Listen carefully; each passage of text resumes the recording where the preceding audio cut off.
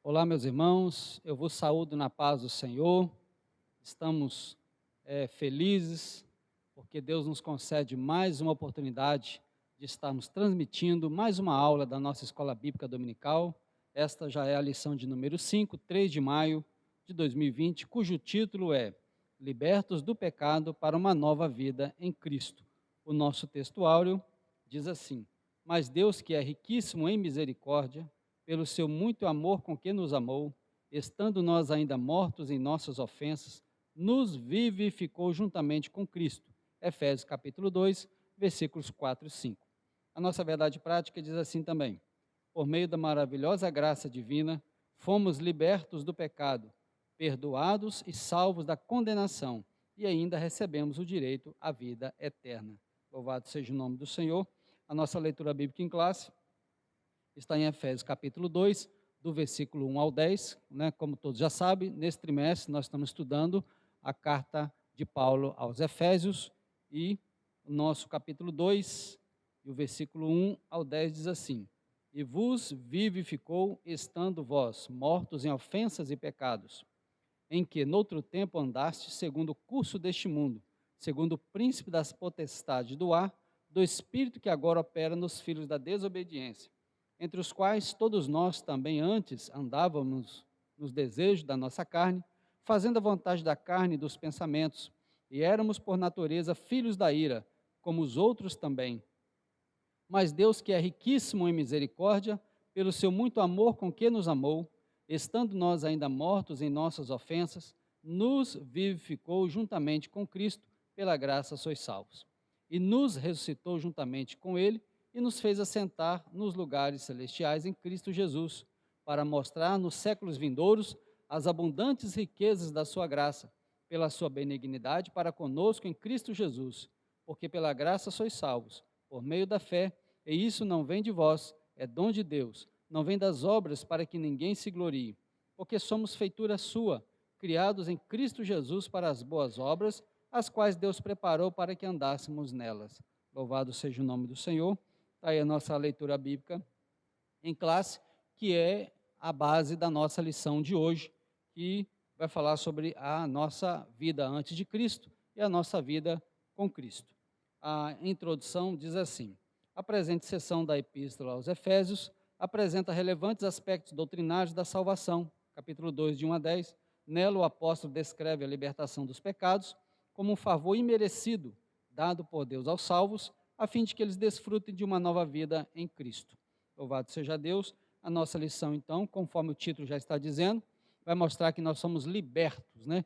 Libertos daquilo que nos escravizava, o pecado que nos mantinha presos, subjugados pelo inimigo, mas apareceu a bondade e a misericórdia de Deus em Cristo Jesus e nos deu uma nova chance.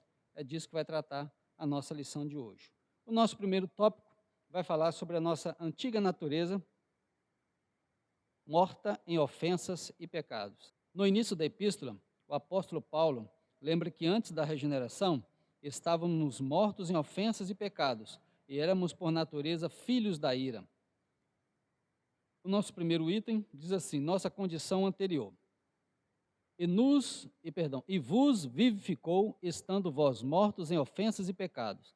Diz o primeiro versículo. A palavra ofensa do grego paraptoma tem o sentido de passo em falso de forma deliberada. O termo para pecado é amartia ou amártia, o qual descreve como aquele que erra o alvo. Em vista disso, o homem, em sua natureza decaída, é diagnosticado como morto. Capítulo 2, versículo 1. Ou seja, uma declaração real da real condição das pessoas sem Deus. Então, o capítulo 2 já inicia mostrando para nós que fomos vivificados, porque estávamos mortos, né? E vos vivificou, estando vós mortos em ofensas e pecados. Dessa maneira, estava o homem sem Deus, sem Cristo, sem salvação. Então, era necessário que Deus fizesse algo. Era necessário que Deus desse um passo, porque de outra forma não haveria condição do homem se salvar. Os 10 versículos do capítulo 2 de Efésios vai falar justamente isso para nós. A total incapacidade do homem de se salvar e a perfeita e maravilhosa condição de Cristo em salvar o mais terrível pecador que se converter ao Evangelho. A palavra, né, ofensa, no grego, no original do Novo Testamento, tem sentido de passo em falso de forma deliberada, ou seja, as atitudes do homem, a condição do homem é inevitavelmente pecadora. E pecado, né, é no original grego, amártia, que quer dizer errar o alvo. Existem várias definições de pecado na Bíblia Sagrada, né? A teologia também explica muito disso. Transgressão, em referência à lei de Moisés, iniquidade, injustiça e errar o alvo. Na raiz da palavra amártia, pecado é errar o alvo, ou seja, o homem, infelizmente, ele erra. Ele foi feito para acertar, mas ele erra por causa justamente da sua natureza decaída. Ele precisa, então, de uma restauração. É disso que a nossa lição de hoje está falando. O conceito é de morte moral e espiritual, provocado pelo pecado, que inevitavelmente separa o homem de Deus. Isaías 59:2 diz que os nossos pecados, né? Ali está vossos, Isaías 59:2, os vossos pecados fazem separação entre vós e o vosso Deus. Então o pecado separa o homem de Deus. Deus não tem comunhão com o pecado, apesar de amar o pecador. Então é necessário que o pecador abandone o seu pecado para que Deus possa recebê-lo.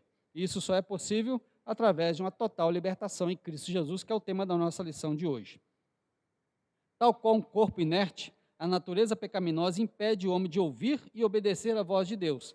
Quem assim vive, está morto enquanto vive. Quem assim vive, está morto enquanto vive. Então, observa, o pecado, ele mata o homem espiritualmente falando. Quando Adão e Eva pecaram, os nossos primeiros pais pecaram, houve morte espiritual instantânea. Instantaneamente, eles perderam a vida de Deus, eles perderam a total comunhão com Deus.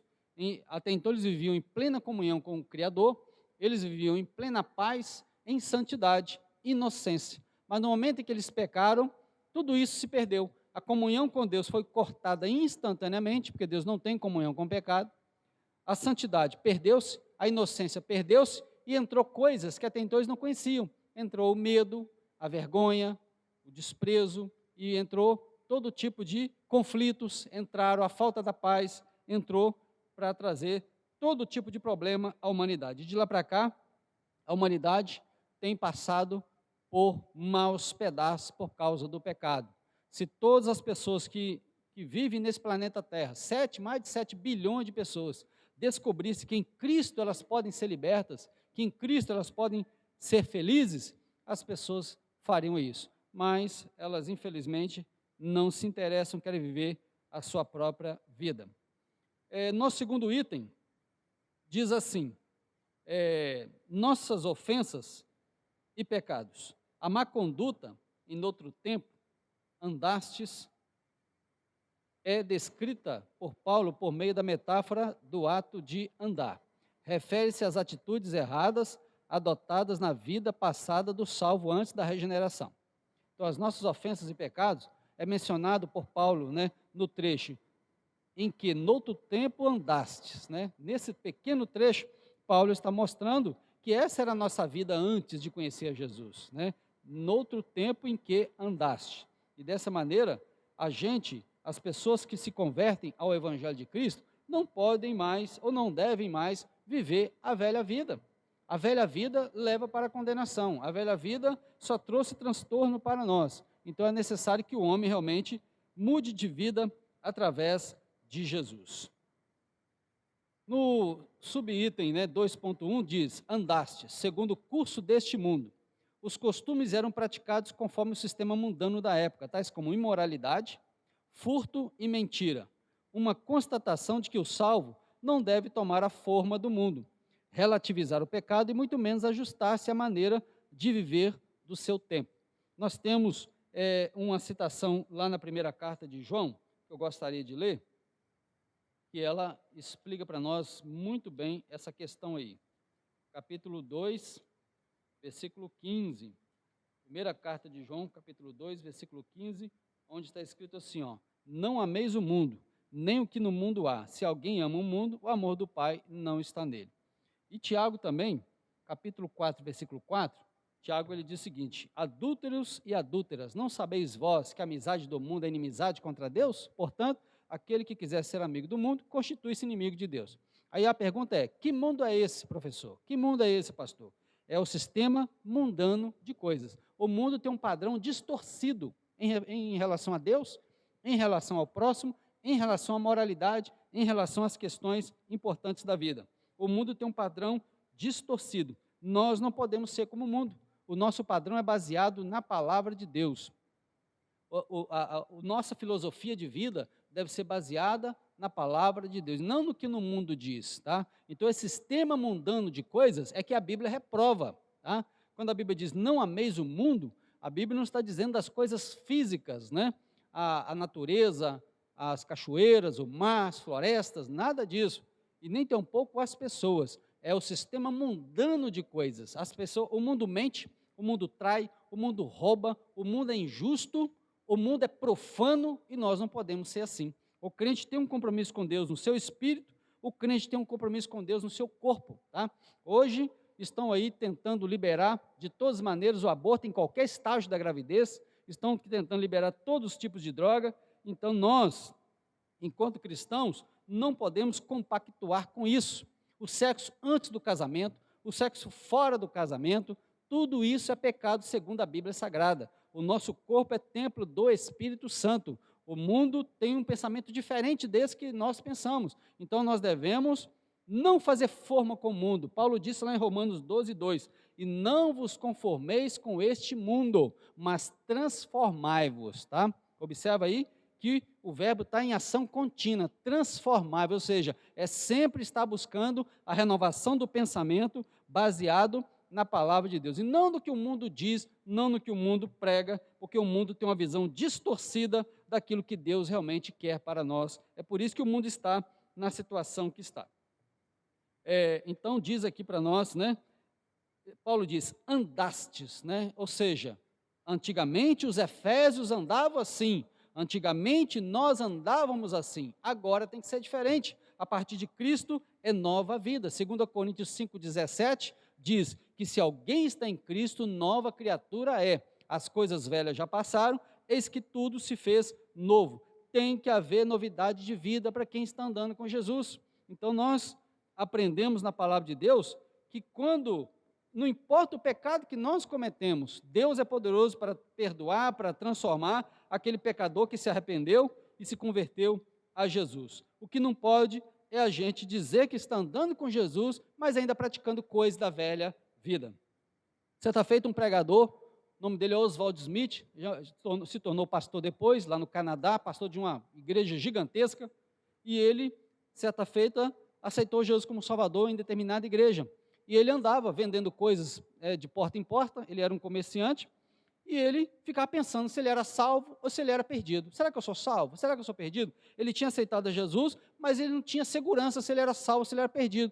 Quando ele foi fazer um exame da sua vida, ele descobriu que ele ainda estava fazendo coisas de outrora, vícios que ele tinha, ele ainda mantinha aqueles vícios. Então ele teve, aí sim que ele buscou e teve um real encontro com Jesus, e Jesus o salvou, o libertou, ainda fez dele um grande pregador, um pastor dedicado lá no Canadá.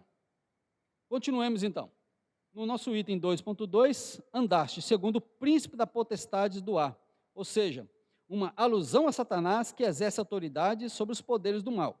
Indica que os agentes malignos têm capacidade de influenciar os homens desobedientes e incrédulos. Mas, adiante na carta, Paulo alerta que a nossa luta é contra tais seres do mal. Contudo, não é necessário temer, pois Deus exaltou a Cristo acima de todos eles. Nós aprendemos que Cristo foi exaltado acima de todo o principado, acima de toda a potestade. Então, não tem que temer nenhuma investida do inimigo. 2 Coríntios 4,4, Paulo vai falar para nós aqui, nos quais o Deus deste século cegou o entendimento dos incrédulos, para que não lhes resplandeça a luz do evangelho da glória de Cristo, que é a imagem de Deus. Ou seja, esta é a missão do inimigo e os seus agentes, é justamente confundir as pessoas, enganar as pessoas e levar as pessoas para a condenação final, para onde ele já está lavrada a sua sentença. Então, Paulo diz que antigamente nós andávamos segundo o príncipe da potestade do ar. Esse príncipe da potestade do ar aqui é identificado como Satanás, o adversário de Deus, o arqui-inimigo de Deus, e ele quer prejudicar a obra de Deus. Como ele não consegue atingir a Deus, ele tenta atingir a criação divina. E o alvo principal dele são os homens, principalmente os desobedientes e os incrédulos, que infelizmente ficam à mercê desse inimigo tão sagaz, tão ardiloso. Ele não tem poder para fazer com que as pessoas caiam no pecado, mas ele instiga as pessoas, ele sabe produzir uma tentação, ele sabe armar, uma artimanha para que as pessoas caiam naquele mal e naquele pecado e fiquem aprisionadas para todo sempre. Então nós, hoje, o nosso estado é, antigamente nós andávamos segundo o príncipe da potestade do ar, o inimigo, Satanás, mas hoje não. Hoje é diferente, o inimigo não tem mais poder sobre nós. Lá no finalzinho da primeira carta de João, está escrito que nós somos de Deus e o maligno não nos toca. Então essa é uma promessa de Deus, é uma grande verdade, em saber que nós estamos com Jesus e ele não teme a gente, mas ele tem que temer Jesus, porque Jesus é bem maior do que ele. Terceiro, andávamos fazendo a vontade da carne e dos pensamentos. Refere-se à inclinação para fazer o mal, algo inerente à natureza humana. Estão incluídos aqui os pensamentos pervertidos, a prática de todos os desejos desordenados da carne. Como resultado, éramos filhos da ira, isto é, condenados e desprovidos do favor divino. Paulo sublinha que esta era a nossa condição. Entretanto, aprove ao Pai nos eleger e nos predestinar para filhos de adoção. Um breve resumo aqui desse primeiro tópico, diz o seguinte, a condição do homem sem Cristo. Primeiro, morto espiritualmente. A palavra morte quer dizer separação. O corpo morre quando a alma, que é a parte espiritual, se separa do corpo. O corpo entra em estado de decomposição, a alma vai para o seu lugar de destino. Então, houve uma separação ali da parte espiritual da parte física, que é o corpo. Então, houve morte. A morte espiritual é a separação do homem de Deus. Por quê? O homem peca, então, ele está separado de Deus. Isaías 59, 2.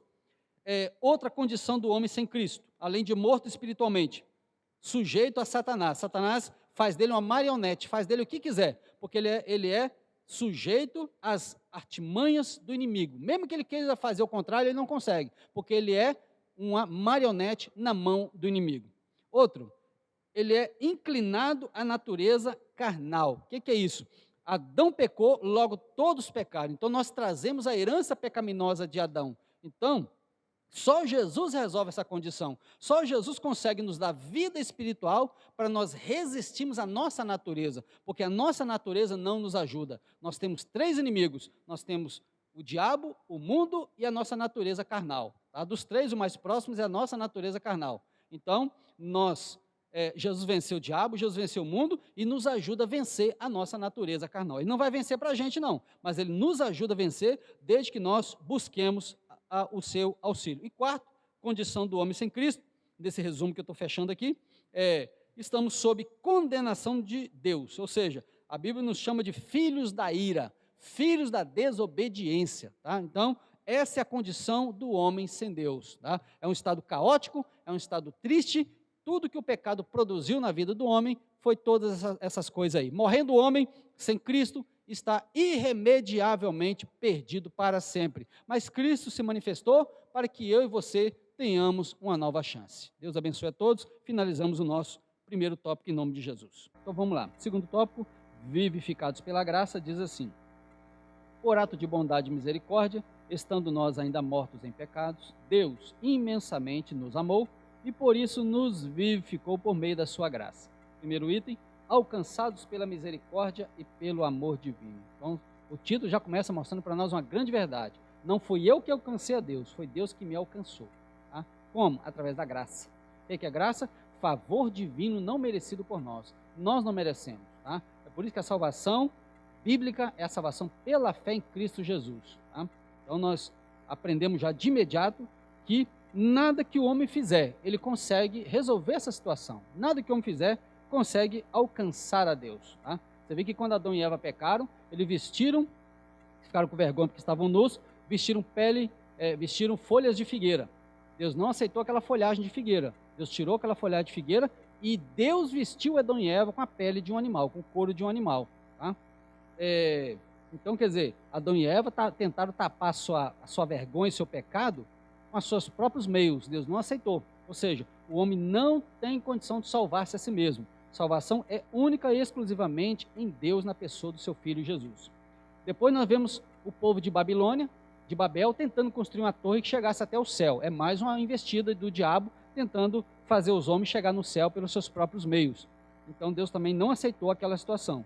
Hoje nós sabemos que a salvação é única e exclusivamente na pessoa de Jesus. Vamos lá então. Alcançados pela misericórdia e pelo amor divino. Após constatar a situação da humanidade, sob a ira de Deus, Paulo passa a descrever os atos divinos de amor e de misericórdia, que alteraram o quadro caótico da raça humana. Começando com uma conjunção adversativa, o apóstolo declara exultante: mas Deus, que é riquíssimo em misericórdia, pelo seu muito amor com que nos amou. Capítulo 2, versículo 4. O ato de misericórdia implica compaixão e simpatia para com os indignos. Romanos 11, 30 e 32. Nós vamos ler essa citação porque ela é muito importante para nós. Tá? Eu conferi todas essas citações em casa. É importante que a gente confira, né? O professor confira, para não se perder. 30 diz assim, ó: porque assim como vós também antigamente fostes desobedientes a Deus, mas agora alcançastes misericórdia pela desobediência deles. Assim também estes agora foram desobedientes, mas também para também alcançarem misericórdia, pela misericórdia a vós demonstrada.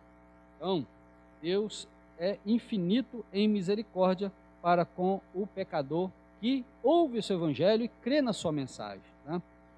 A carta aos Efésios ensina que, ao prover à humanidade o meio de escape da merecida ira, Deus não se mostra apenas misericordioso, mas abundante em misericórdia. E essa riquíssima misericórdia procede do seu muito amor com que nos amou. Observa que primeiro foi o amor. O amor deu origem a essa misericórdia. Ou seja, o grande amor de Deus, o grande amor no coração de Deus, fez brotar uma misericórdia. O que é uma misericórdia? A misericórdia é quando Deus viu que nós estamos em total miséria espiritual, moral, social, em todas as áreas.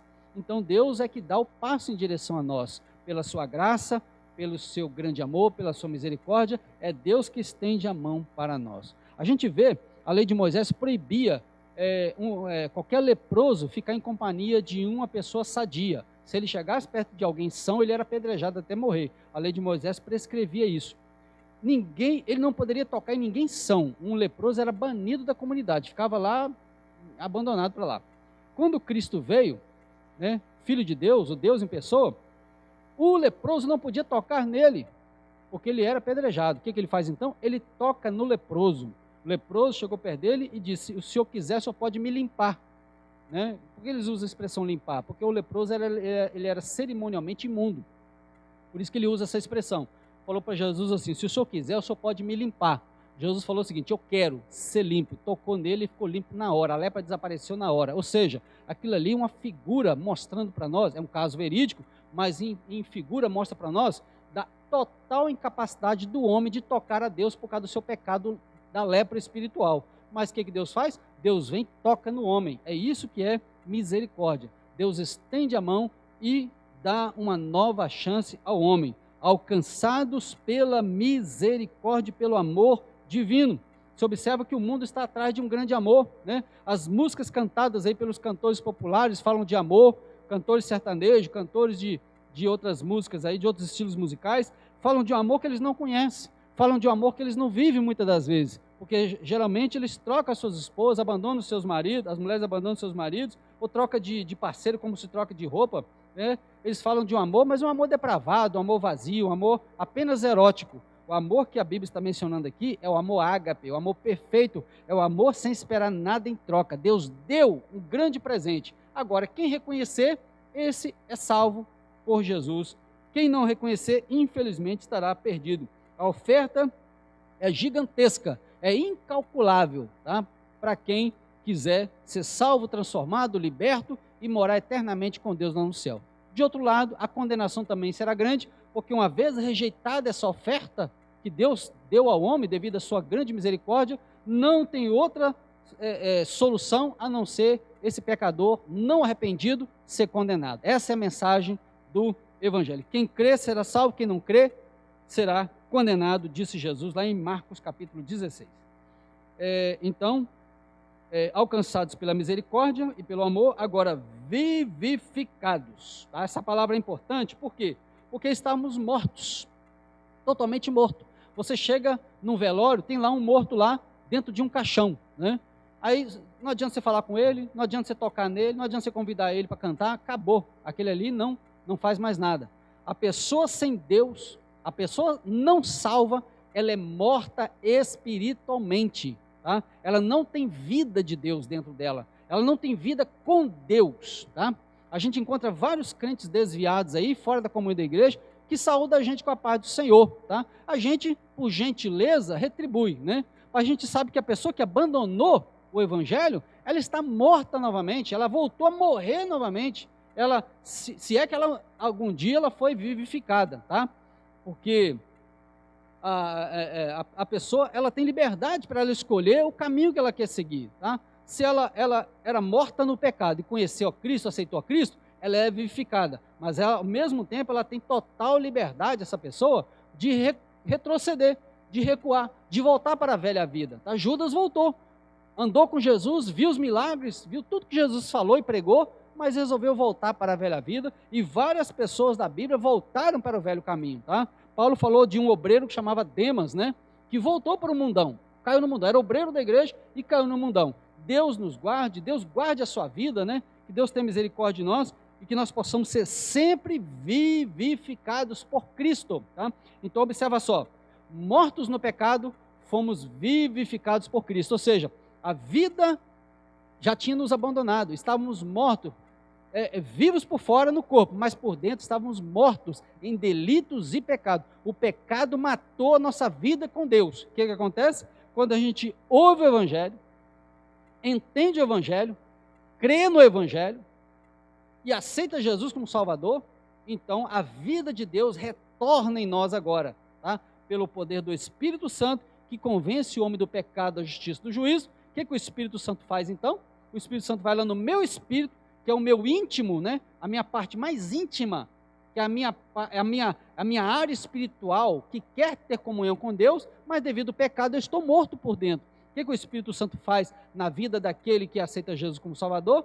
Leva vida para ele, tá? Vida espiritual, tá? Então agora a pessoa que não amava a Deus passa a amar, não amava a palavra de Deus passa a amar, não amava a igreja passa a amar, não gostava de orar passa a orar, não gostava da verdade passa a praticar a verdade, passa a ter comunhão com Cristo e assim por diante. Por quê? Porque agora o Espírito de Deus está vivificando aquela pessoa, dia após dia. É por isso que o crente não pode parar na fé. Se ele parar, ele vai retroceder.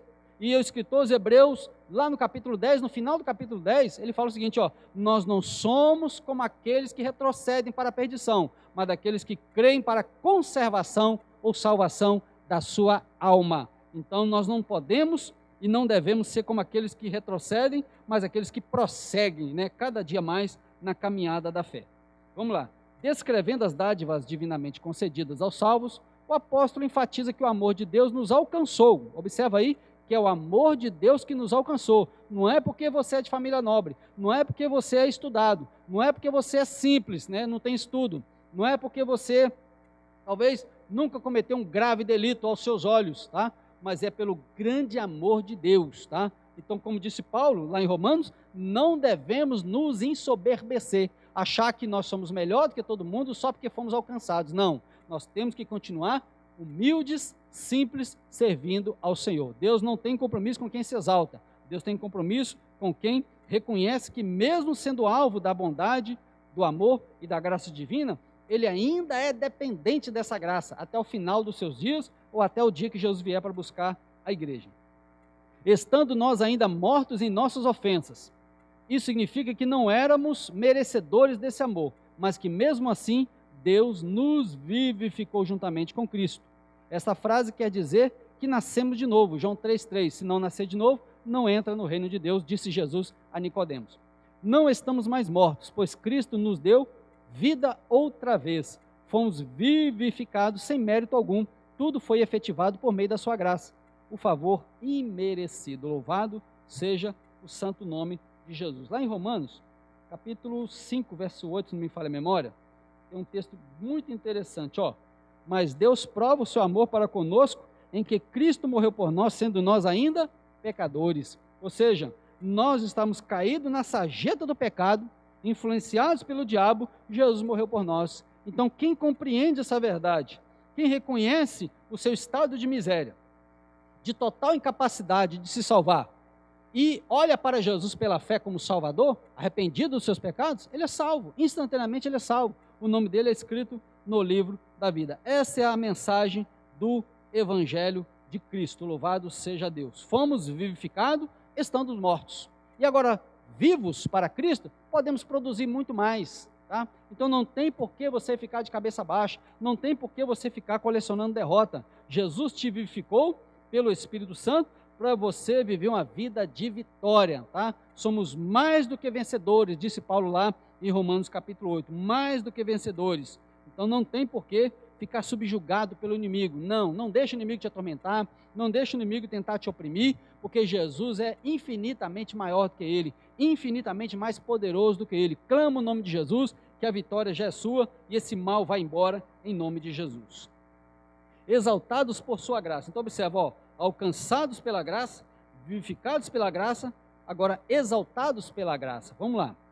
O apóstolo dos gentios ainda destaca que o poder de Deus nos ressuscitou juntamente com ele e nos fez assentar nos lugares celestiais em Cristo. É por isso que a epístola é chamada de a carta das regiões celestiais, porque essa frase, nos lugares celestiais, ela ocorre várias vezes na carta, parece que 3 vezes na carta de 6 capítulos, tá? Então, daí a carta ter essa nomenclatura, esse apelido. Observe que a palavra juntamente indica que Deus concede ao homem os mesmos benefícios alcançados por Cristo. A ressurreição, primeiro, a vida eterna, o galardão nos céus. 3 coisas, ó, ressurreição, vida eterna, galardão nos céus. Observa, a ressurreição já começa quando nós saímos da prática do pecado. O homem sem Deus, como eu já disse, ele mente, trai, rouba, furta, ele é promíscuo sexualmente, ele é depravado espiritualmente, ele é idólatra, feiticeiro, ele é supersticioso, né? E vai embora por aí, tá? Vários tipos de pecado em várias áreas do homem pratica. O que acontece então? Quando ele se arrepende e se converte a Jesus, há uma ressurreição espiritual, que já é um prenúncio de uma ressurreição que haverá no dia do arrebatamento da igreja. Olha que coisa maravilhosa. Deus já começou a produzir em nós uma ressurreição em escala universal que haverá no final dos tempos, que nós acreditamos já estamos vivendo eles, né? Todo mundo já sabe disso, as profecias estão se cumprindo. E dessa forma, quando a trombeta soar, Paulo falou disso lá em Tessalonicenses capítulo 4, a trombeta soará e os mortos em Cristo ressuscitarão, se levantarão com o corpo totalmente transformado, não mais sujeito à morte, nem à doença, nem nada, em fração de segundo, e os fiéis salvos que estiverem vivos também serão transformados em fração de segundo, e os 2 grupos subirão juntos a encontrar Jesus nos ares. Então esta é a ressurreição propriamente dita, mas ela já começou no dia em que você se converteu a Jesus. Então, meu irmão, minha irmã, valorize o que Jesus fez por você, valorize a graça que Deus derramou sobre a sua vida, valorize o grande amor que Deus lhe derramou, né? Estendendo a mão para você, não para você viver a velha vida, não para você voltar para a velha prática, não, para você continuar seguindo com Jesus, dia após dia. Não importa a luta, não importa a prova, não importa a dificuldade, nada pode nos separar do amor de Cristo. Está lá em Romanos capítulo 8 também. Exaltados pela sua graça, observa, tá? Que nós fomos alvo de uma graça imerecida, abundante riqueza da sua graça. Não é somente riqueza da graça, mas é abundante riqueza da graça. É coisa grande, é coisa profunda, que a nossa mente finita não tem como calcular. Nós vamos saber na plenitude quando chegarmos na glória celestial. Então, o meu desejo, a minha oração é que você, meu irmão, permaneça até no final, tá? Aqui, ó, Canaã é logo ali, como diz um hino muito antigo. Canaã é logo ali. Aguenta mais um pouco, estamos quase chegando, tá? Já estamos quase na hora de receber a nossa vitória final com Cristo Jesus, em nome do Senhor. Vamos para o nosso terceiro E o último tópico da nossa lição, que o título é Libertos do Pecado para uma Nova Vida em Cristo. Nós vimos no primeiro tópico que nossa antiga natureza era morta em ofensas e pecado, era escravo do diabo, né? A nossa natureza decaída nos dominava, mas a graça de Deus foi manifestada, trazendo salvação a todas as pessoas que querem ser salvas por Jesus. Então vamos agora, que a salvação não vem das obras, tá? Essa é uma grande verdade. Existe uma teologia, né, pregada no catolicismo romano, que as obras também ajudam na salvação, e no espiritismo também apregam a mesma doutrina. A Bíblia tem uma mensagem contrária a essa, tá? A Bíblia tem uma mensagem diferente dessa e nós cremos na Bíblia Sagrada. Então vamos lá para ver para nós o que a Bíblia diz. Observe o que diz os versículos 8 e 9, ó. Porque pela graça sois salvos, por meio da fé, e isso não vem de vós, é dom de Deus, não vem das obras, para que ninguém se glorie. Então vamos lá, aprender o que a Bíblia quer dizer para nós com respeito a esse assunto. Em Efésios 2, 8 a 10, Paulo revela que a salvação não depende de obras humanas, porque pela graça sois salvos por meio da fé. 2 e 8. Porém, uma vez salvo, o crente deve praticar boas obras. Aí está a grande verdade, tá?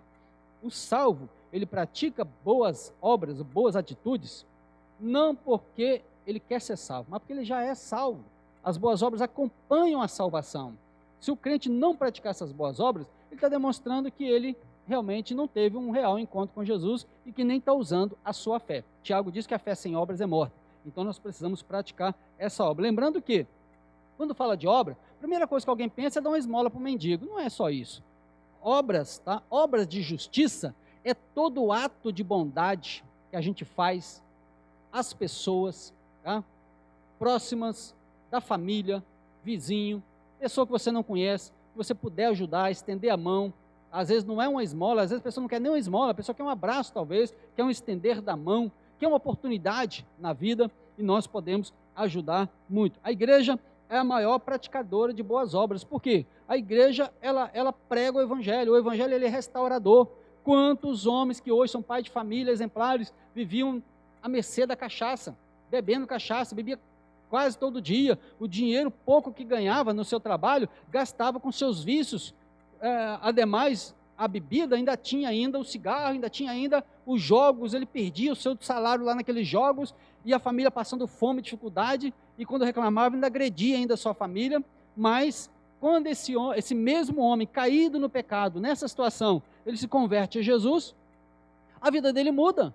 Então, porque a igreja praticou nele uma boa obra, pregando para ele o evangelho, e agora aquele homem que dava despesa, né, trazia problema para a sociedade, para a sua família, agora é um pai de família exemplar. Agora ele trabalha honestamente, agora o seu dinheiro, né, é aplicado em coisas boas, para sustentar sua família, para ofertar na igreja. Agora ele anda de cabeça erguida, roupa limpinha, família honrada, todo mundo de cabeça erguida. A maior obra que a igreja pode fazer é a pregação do evangelho, tá? Agora, as outras coisas colaboram também, ajudar as pessoas, estender a mão, dar uma cesta básica, comprar um remédio para alguém. Hoje tem muitos espertalhões, né, que pede dinheiro, mas às vezes não é para comprar comida, que é para outras coisas. Então a gente tem que ser sábio até para ajudar alguém. Vamos lá então. A graça por meio da salvação. A salvação inclui a libertação da morte, da escravidão do pecado e da ira vindoura. Observa do que Deus nos livrou através da salvação, tá? Eu me recordo que quando me converti a Deus, em 88, comecei a ler a Bíblia Sagrada, e minha mãe tem uma cadeira de balanço, e eu ficava aguardando a minha namorada, que hoje é minha esposa, né? Já 30 anos de casado, pela bondade de Deus, fizemos agora em abril. Eu ficava esperando ela sair da escola, enquanto ela ficava olhando da janela da casa da minha mãe, dos meus pais, antes da gente se casar. Eu ficava ali lendo a Bíblia, esperando os alunos passar. Quando os alunos começavam a passar, eu sabia que era hora de sair para me levar ali em casa. Eu comecei a ler a Bíblia, eu me deparei com essas verdades, e quando eu percebi o perigo que eu corri, vivendo 20 anos da minha vida sem Cristo, eu tremi do pé à cabeça. O Espírito de Deus me deu um convencimento do risco que eu corri andar sem Jesus, viver sem Jesus, na prática do pecado. Eu fui convencido mais e mais pelo Espírito Santo de que eu preciso cada dia mais de Jesus. É isso que o pecador precisa sentir, de que sem Jesus ele está perdido e com Jesus ele está salvo. Olha o que Paulo falou aqui, ó. fomos libertados, né, da morte espiritual, da escravidão do pecado e da ira vindoura. Tá? A ira de Deus cairá sobre este mundo, viu? Sobre os impenitentes, aqueles que não se arrependem, que vivem na prática do pecado desenfreado. A ira de Deus não poupará ninguém. Assim como foi no dilúvio, disse Jesus, será também na vinda do Filho do Homem.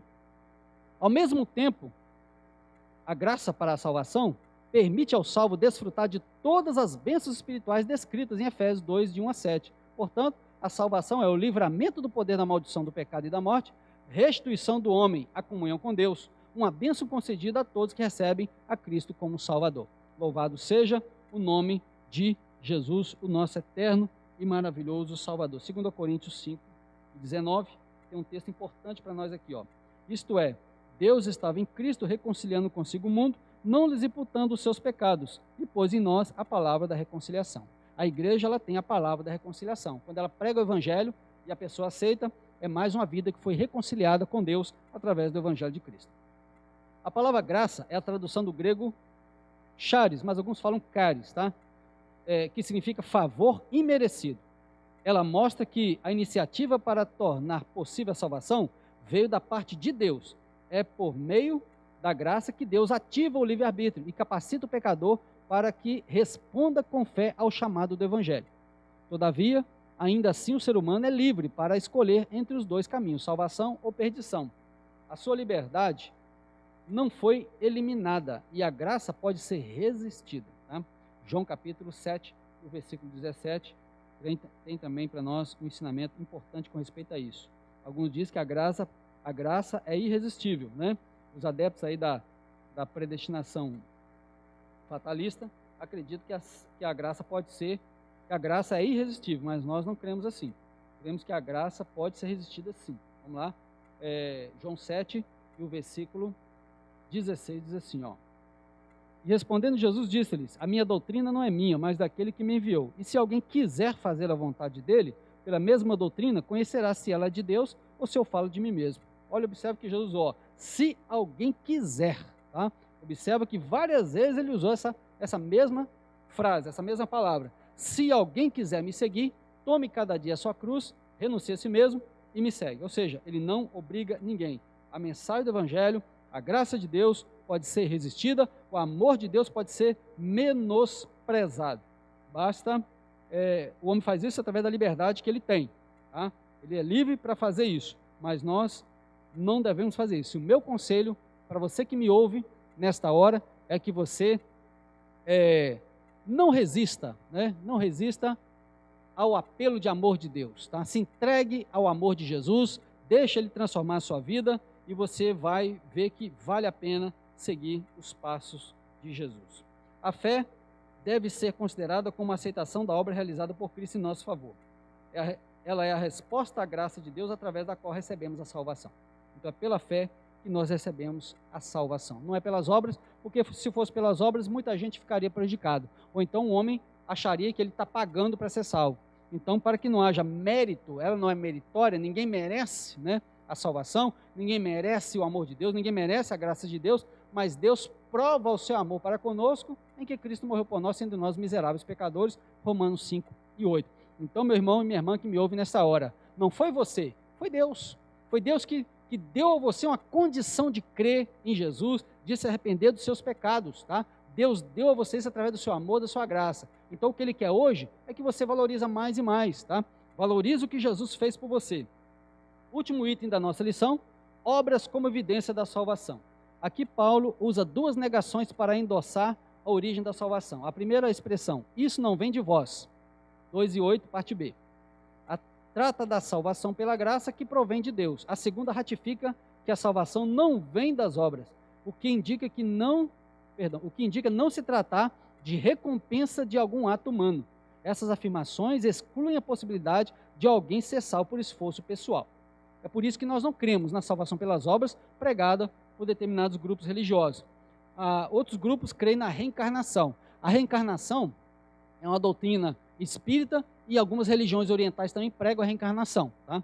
Então, por que nós não cremos na reencarnação? Primeiro, que ela não existe. Segundo, que a Bíblia não fala dela.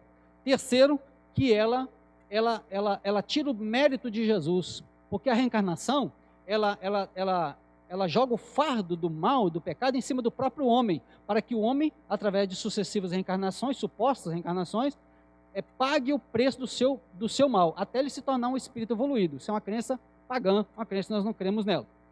O Evangelho, ele coloca o fardo sobre Jesus. É Jesus que pagou o preço do nosso pecado, e não a reencarnação. Então, se o homem quiser ser salvo tentando pagar o preço, ele vai se perder.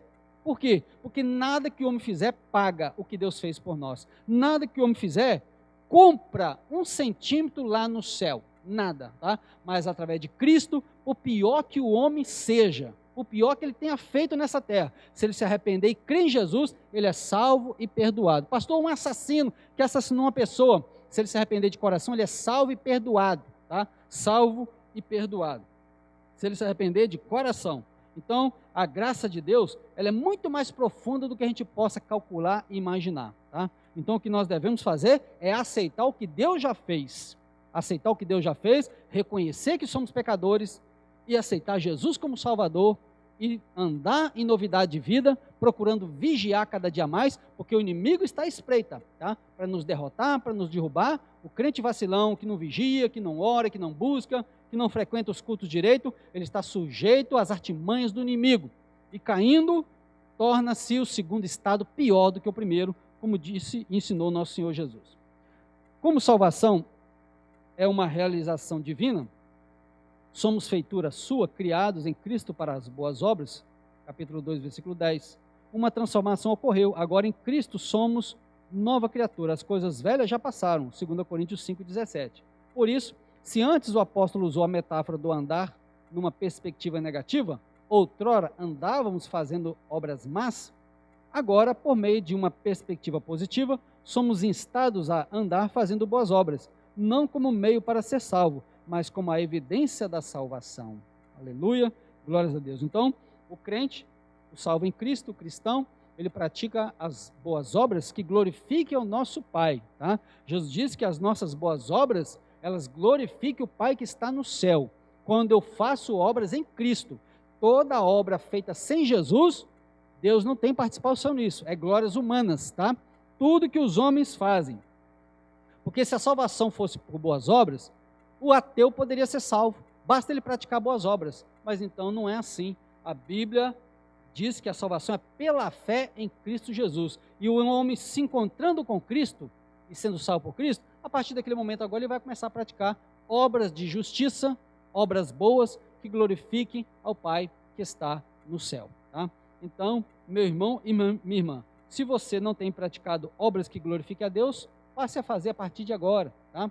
Deixa Deus te usar e pratique obras, né, dignas de uma pessoa cuja conduta foi mudada e transformada por Cristo, tá?